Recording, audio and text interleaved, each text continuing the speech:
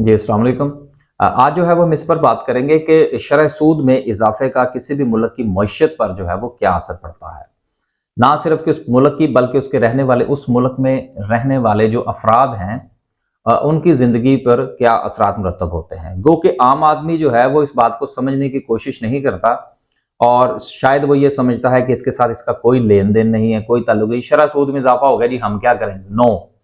ये एक आम आदमी की जिंदगी पर डायरेक्टली इंपैक्ट क्रिएट करता है। मिसाल के तौर पर सबसे पहली चीज तो यह है कि जिस वक्त शरह सूद में इजाफा होता है तो हमारे जो बिजनेस की कॉस्ट है, बड़े बिजनेस कह लीजिए, छोटे बिजनेस कह लीजिए, जो बैंक से लेन देन करते हैं, बैंक से अपना पैसा उठाते हैं और वक्ती तौर पर अपनी कोई प्रोडक्ट बनाते हैं या अपनी सेल्स को बेहतर करने की कोशिश करते हैं या अपने मुश्किल मुआशी सूरत हाल से निकलने की कोशिश करते हैं, उनकी जो कॉस्ट है वो बढ़ जाती है।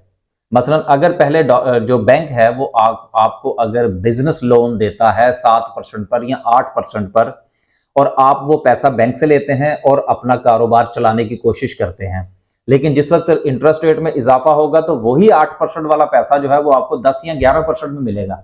तो जो आपकी कारोबारी लागत है उसमें इजाफा होगा, जो प्रोडक्ट आप बना रहे हैं उसमें इजाफा, उसकी कीमत में इजाफा होगा।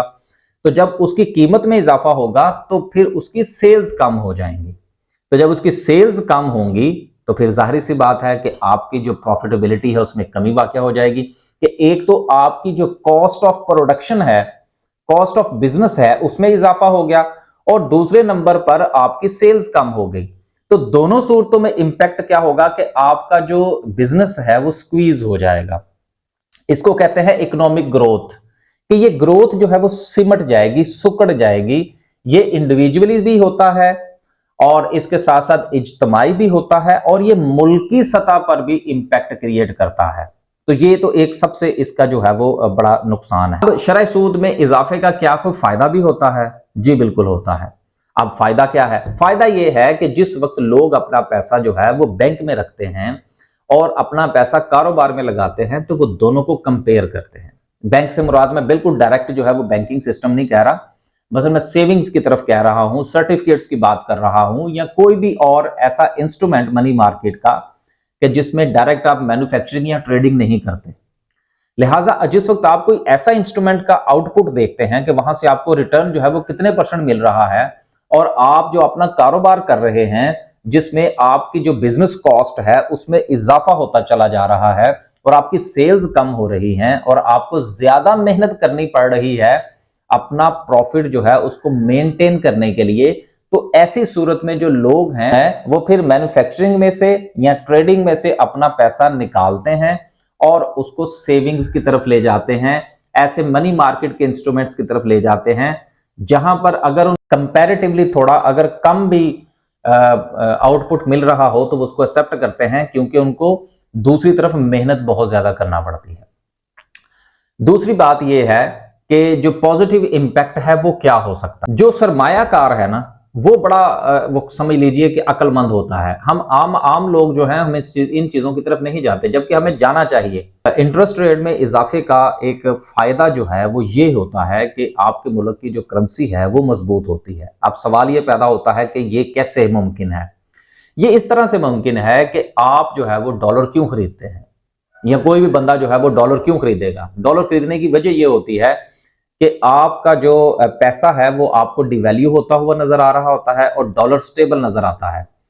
आपने खरीदा तो एक ही डॉलर होता है जो कि फर्ज कीजिए कि आपने 225 पर खरीदा था और वही $1 जो है वो आप 270 रुपए पर बेच रहे होते हैं।